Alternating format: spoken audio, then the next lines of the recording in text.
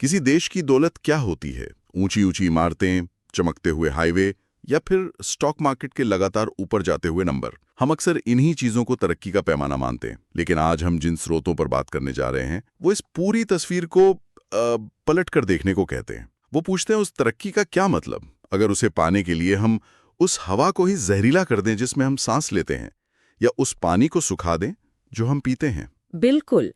आज हमारे हाथ में सोनू कुमार की किताब द लेजेंड माइंड का एक बहुत ही दिलचस्प अध्याय है। इसका शीर्षक है प्रकृति राष्ट्रों की संपत्ति के रूप में। ये किताब विज्ञान, गणित और यहाँ तक कि धर्म को भी एक साथ लाकर एक अनोखा नजरिया पेश करती है। तो आज हम इसी गुत्थी को सुलझाने की कोशिश करेंगे कि ये जो प्रकृति है ये सिर्फ सुंदर नज़ारों और पेड़ों का मामला नहीं, बल्कि किसी भी देश की तिजोरी की असली चाबी कैसे है। चलिए इस सोच की गहराई में उतरते हैं। ठीक है, तो चलिए इसे खोल कर देखते हैं। ये विचार के प्रकृति ही असली धन है, ये सुनने में तो बहुत नया और क्रांतिकारी लगता है, लेकिन क्या ये सोच वाकई नहीं है? स्रोत हमें कहीं और ले जाते हैं, है ना? हाँ, और वो भी समय में बहुत पीछे। समय में पीछे 18वीं सदी के फ्रांस में। हाँ, ये दिलचस्प है। सोचिए, वो दौर जब दुनिया के बड़े बड़े देश सोने के भंडार इकट्ठा करने और व्यापार पर कब्जा करने को दौलत मानते थे। उस वक्त फ्रांस में कुछ विचारक थे जिन्हें फिजियोक्रेट्स कहा जाता था। फिजियोक्रेट्स? जी, उनके लीडर थे फ्रांसवा केने। उन्होंने कहा, आप सब गलत हैं, सोना और चांदी असली दौलत नहीं है। असली दौलत तो जमीन से आती है, खेती से, जंगलों से, खनिजों से। ये उस समय के लिए एक बहुत बड़ी बात थी। लेकिन फिर हुआ ये कि औद्योगिक क्रांति आई, बड़ी बड़ी मशीनें और फैक्ट्रियां लगने लगीं, और हम ये फिजियोक्रेट्स वाली बात पूरी तरह भूल ही गए। प्रकृति तो जैसे मुफ्त का माल बन गई, एक ऐसा बैंक अकाउंट जिससे आप जितना चाहें निकालते रहें और वो कभी खाली नहीं होगा। और यही हमारी सबसे बड़ी भूल थी। बिल्कुल। 20वीं सदी आते आते हमने उस बैंक अकाउंट को लगभग खाली ही कर दिया। नतीजा, प्रदूषण, खत्म होते जंगल और गायब होती प्रजातियां। तब जाकर हर्मन डेली और एलेनोर ऑस्ट्रॉम जैसे कुछ अर्थशास्त्रियों ने खतरे की घंटी बजाई। अच्छा। उन्होंने एक नई फील्ड बनाई, पारिस्थितिक अर्थशास्त्र। उनका सीधा सा तर्क था, अर्थव्यवस्था प्रकृति के बाहर नहीं बल्कि उसके अंदर बसी एक छोटी सी दुनिया है। अगर प्रकृति का सिस्टम ही ढह गया तो हमारी अर्थव्यवस्था कैसे बचेगी? ये सोच में एक बहुत बड़ा बदलाव है। तो अगर प्रकृति एक सिस्टम है, एक बैंक है, तो अर्थशास्त्री इसके लिए किस शब्द का इस्तेमाल करते हैं? शायद यही है जिसे स्रोत प्राकृतिक पूंजी या नेचुरल कैपिटल कह रहे हैं। बिल्कुल। प्राकृतिक पूंजी का मतलब है दुनिया की सारी प्राकृतिक संपत्ति का स्टॉक। हमारी हवा, पानी, मिट्टी, जंगल, खनिज और सारे जीव जंतु। ये वो मूलधन है जो प्रकृति ने हमें दिया है, और ये पूंजी हमें लगातार कुछ सेवाएं देती रहती है जिनके बिना हमारा एक दिन भी गुजरना मुश्किल है। स्रोत इन्हें 3 हिस्सों में बांटते हैं। अच्छा, तो ये सेवाएं क्या हैं? पहली है नियामक सेवाएं, रेगुलेटिंग सर्विसेज। ये प्रकृति के वो अदृश्य मजदूर हैं जो 24 घंटे हमारे लिए काम करते हैं। सही। जैसे जंगल हमारी हवा से कार्बन डाइऑक्साइड सोखकर जलवायु को कंट्रोल करते हैं। दलदली जमीनें स्पंज की तरह काम करती हैं और बाढ़ के पानी को सोख लेती हैं। सही। नदियां और झीलें हमारे पानी को कुदरती तौर पर साफ करती हैं। हम इन कामों के लिए कोई सैलरी नहीं देते, लेकिन इनकी कीमत अरबों खरबों में है। और दूसरी हैं सांस्कृतिक सेवाएं, कल्चरल सर्विसेज। ये मुझे दिलचस्प लगता है क्योंकि इसे पैसों में मापना तो और भी मुश्किल होगा। किसी पहाड़ को देखकर जो शांति मिलती है या किसी जंगल में घूमने से जो ताजगी महसूस होती है, उसकी क्या कीमत है? आपने सही पकड़ा। ये हमारी कला, हमारे मनोरंजन और हमारी मानसिक शांति का स्रोत है। और यही इन नए आर्थिक मॉडल्स की सबसे बड़ी चुनौती है। लेकिन इन सबसे भी ज्यादा बुनियादी हैं सहायक सेवाएं। सहायक सेवाएं? हाँ, जैसे मिट्टी का बनना या पोषक तत्वों का चक्र। ये वो नींव है जिस पर जीवन का पूरा महल खड़ा है। अगर मिट्टी ही ना बने तो हम फसलें कहाँ उगाएंगे? ये वो काम है जो पर्दे के पीछे चलते रहते हैं और हमें नजर भी नहीं आते। एक मिनट, स्रोत में यूनेप की एक रिपोर्ट का जिक्र है। उसके मुताबिक पिछले 50 सालों में दुनिया की 80% से ज्यादा पारिस्थितिकी सेवाएं खराब हुई हैं। 80%। ये आंकड़ा तो होश उड़ाने वाला है। इसका मतलब है कि पिछले 50 सालों में हमने अपनी नींव का 80% हिस्सा खोखला कर दिया है। और हमारी सबसे भरोसेमंद आर्थिक मीट्रिक जीडीपी को इसकी भनक तक नहीं लगी। भनक कैसे लगेगी? जीडीपी तो बस लेन देन का हिसाब रखती है। ये तो ऐसा है जैसे आप अपने घर का फर्नीचर और खिड़की दरवाजे बेचकर अपनी आमदनी बढ़ी हुई दिखा रहे हो। कागज पर तो आप अमीर हो रहे हैं, लेकिन असल में आप अपना घर ही उजाड़ रहे हैं। और इसका कोई असली उदाहरण है? बिल्कुल। स्रोत में इंडोनेशिया का उदाहरण है, पाम ऑयल उद्योग। हाँ, पाम ऑयल तो आज हर चीज में है, बिस्किट से लेकर शैम्पू तक। इससे तो इंडोनेशिया की जीडीपी को बहुत फायदा हुआ होगा। बिल्कुल हुआ। कागज पर तो नंबर बहुत अच्छे दिख रहे थे, लेकिन जरा उस तस्वीर के पीछे झांक कर देखिए। पाम ऑयल के बागान लगाने के लिए दुनिया के सबसे घने और पुराने वर्षावनों को काट दिया गया। ओहो। उन जंगलों में ओरंगुटान जैसे अनगिनत जीव रहते थे, उनका घर छिन गया। और उससे भी बुरा ये हुआ कि ये जंगल दलदली जमीन पर उगे थे, जो हजारों सालों से अपने अंदर भारी मात्रा में कार्बन सोख कर बैठी थीं। जब इन जमीनों को सुखाया गया तो वो सारा कार्बन एक साथ हवा में फैल गया। तो मतलब देश ने कुछ $100 मिलियन कमाने के लिए अपनी अरबों डॉलर की प्राकृतिक पूंजी को आग लगा दी। सीधे शब्दों में हाँ। ये तो एक बहुत ही डरावनी तस्वीर है, और ये हमें सीधे उस बहस पर ले आती है जो हमेशा चलती है, अर्थव्यवस्था बनाम पर्यावरण। जैसे ये कोई कुश्ती का मुकाबला हो जिसमें एक जीतेगा और दूसरा हारेगा। लेकिन क्या ये अध्याय इस सोच को चुनौती देता है? ये इसे सिर्फ चुनौती नहीं देता, बल्कि इसे एक झूठा विरोधाभास, एक मिथक साबित करता है। ये कहता है कि अर्थव्यवस्था और पर्यावरण दुश्मन नहीं बल्कि जुड़वा भाई हैं। एक कमजोर होगा तो दूसरा अपने आप बीमार पड़ जाएगा। स्रोत इसके 3 बहुत ठोस उदाहरण देते हैं। पहला है कृषि, मतलब हमारी खेती। हाँ, जरा सोचिए, दुनिया की 75% खाद्य फसलें परागण के लिए मधुमक्खियों, तितलियों और दूसरे कीड़ों पर निर्भर हैं। ये छोटे छोटे जीव हमारे एग्रीकल्चरल कंसल्टेंट हैं, जो मुफ्त में काम करते हैं। अगर ये गायब हो जाएं, तो हमारी थाली से सेब, बादाम, कॉफी जैसी सैकड़ों चीजें गायब हो जाएंगी। किसानों की आय गिर जाएगी और खाने का संकट खड़ा हो जाएगा। तो बताइए, मधुमक्खियों को बचाना पर्यावरण का मुद्दा है या अर्थव्यवस्था का? ये तो दोनों का है। दूसरा उदाहरण है जल सुरक्षा। स्रोत में हिमालय का जिक्र है। हिमालय सिर्फ बर्फ से ढके पहाड़ नहीं है, वो एशिया का वाटर टावर है। वहां के घने जंगल एक विशाल स्पंज की तरह काम करते हैं। जब मॉनसून में भारी बारिश होती है तो ये जंगल उस पानी को सोख लेते हैं और फिर धीरे धीरे साल भर नदियों में छोड़ते रहते हैं। अच्छा। जब हम इन जंगलों को काटते हैं तो हम उस स्पंज को निचोड़कर फेंक देते हैं।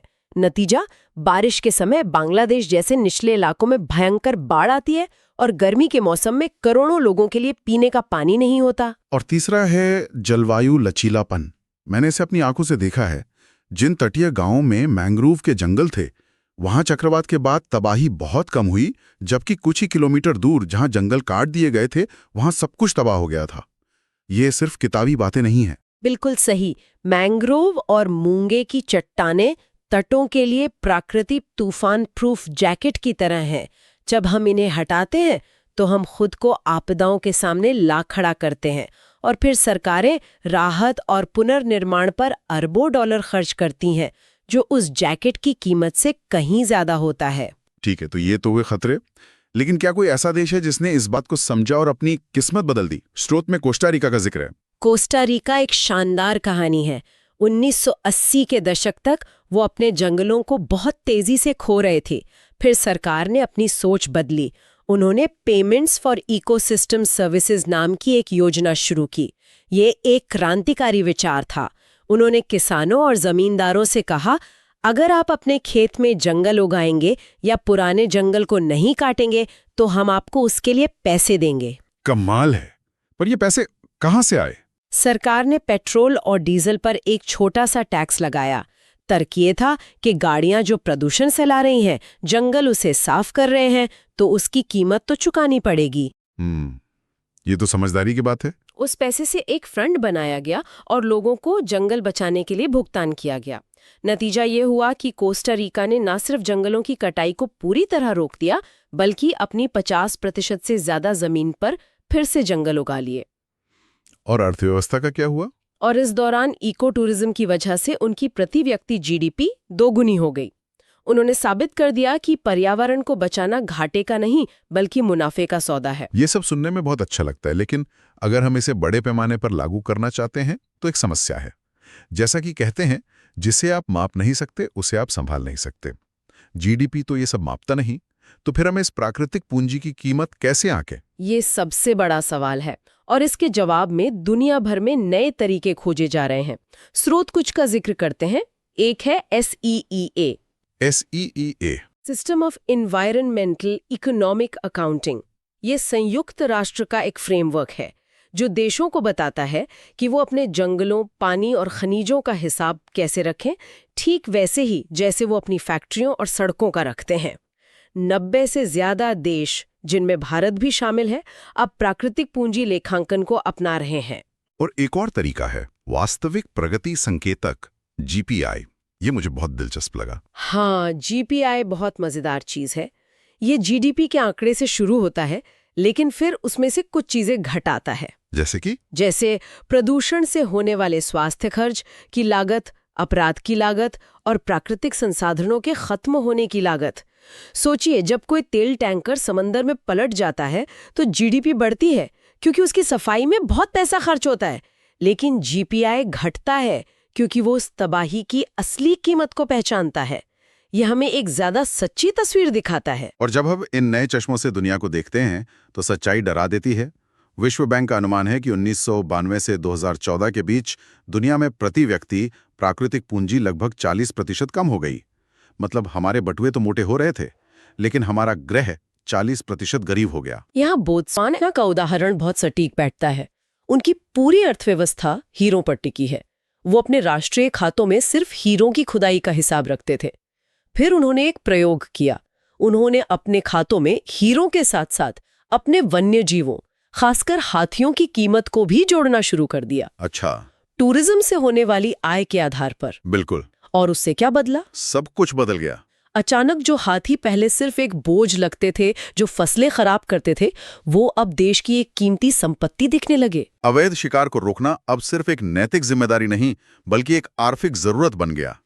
टिकाऊ पर्यटन में निवेश करना पहली प्राथमिकता बन गया। सिर्फ अकाउंटिंग का एक छोटा सा बदलाव और देश की पूरी सोच बदल गई। हाँ, और स्रोत हमें याद दिलाते हैं कि ये ज्ञान कोई नया नहीं है जो हमें सिर्फ आधुनिक विज्ञान ने दिया है। ये तो सदियों से हमारे साथ है। एक आंकड़ा है जो मुझे हैरान कर देता है। दुनिया की सिर्फ 5% स्वदेशी आबादी दुनिया की 80% जैव विविधता की देखभाल करती है। बिल्कुल, ये ज्ञान उनकी संस्कृति में बसा हुआ है। न्यूजीलैंड के माओरी लोगों में कैटिया की तांगा की अवधारणा है, जिसका मतलब है संरक्षण या देखभाल। उनके लिए जमीन और नदियां पूर्वज हैं। इक्वाडोर के एंडीज पहाड़ों में बुएन विविर का सिद्धांत है, जिसका मतलब है अच्छा जीवन। अच्छा जीवन यानी प्रकृति के साथ तालमेल में रहना ही सच्ची समृद्धि है। ये संस्कृतियां प्रकृति को एक वस्तु नहीं, बल्कि एक रिश्तेदार मानती है, और शायद हमें यही नजरिया अपनाने की जरूरत है। तो अब हम आखिर में उस बड़े सवाल पर आते हैं, दांव पर क्या लगा है?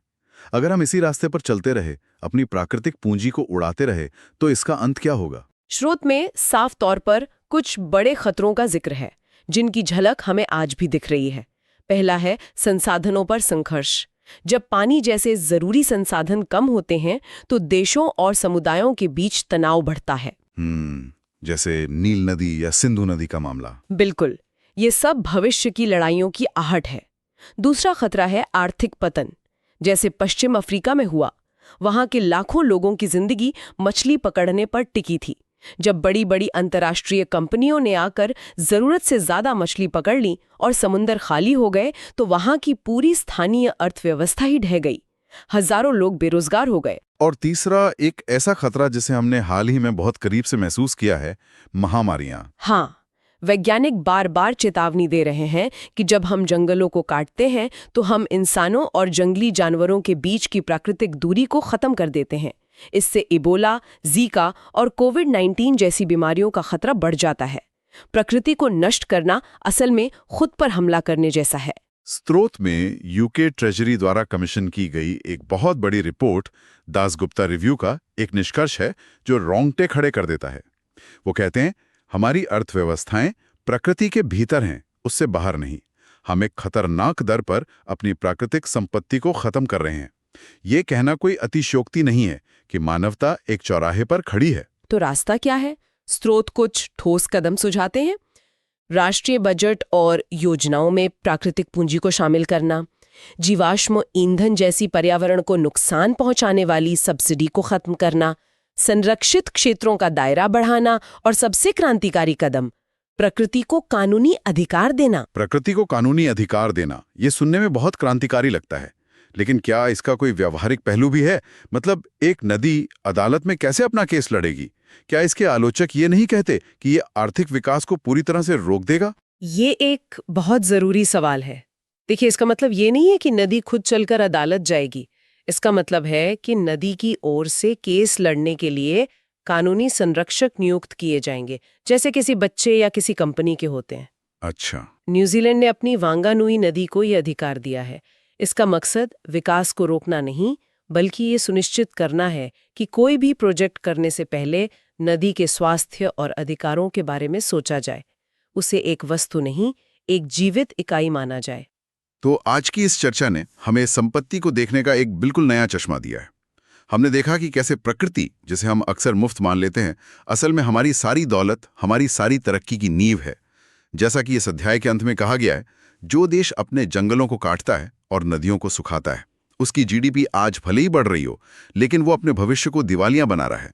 असली दौलत तो स्वस्थ पारिस्थितिकी तंत्र, साफ हवा पानी और उपजाऊ मिट्टी में है। और इस चर्चा से एक बहुत ही गहरा विचार सोचने के लिए रह जाता है। हमने प्रकृति के कानूनी अधिकारों की बात की। जरा एक पल के लिए सोचिए, अगर हमारे शहर के पार्क, हमारी नदी या हमारे पास के पहाड़ को एक कानूनी व्यक्ति का दर्जा मिल जाए, तो हमारे रोजमर्रा के जीवन में क्या बदलेगा? क्या हम कूड़ा फेंकने से पहले एक बार सोचेंगे? क्या कोई नई बिल्डिंग बनाने की योजना बनाते समय उस पहाड़ के अधिकारों पर भी विचार किया जाएगा? ये सिर्फ एक कानूनी बदलाव नहीं, बल्कि हमारे और इस ग्रह के रिश्ते को पूरी तरह से बदलने की क्षमता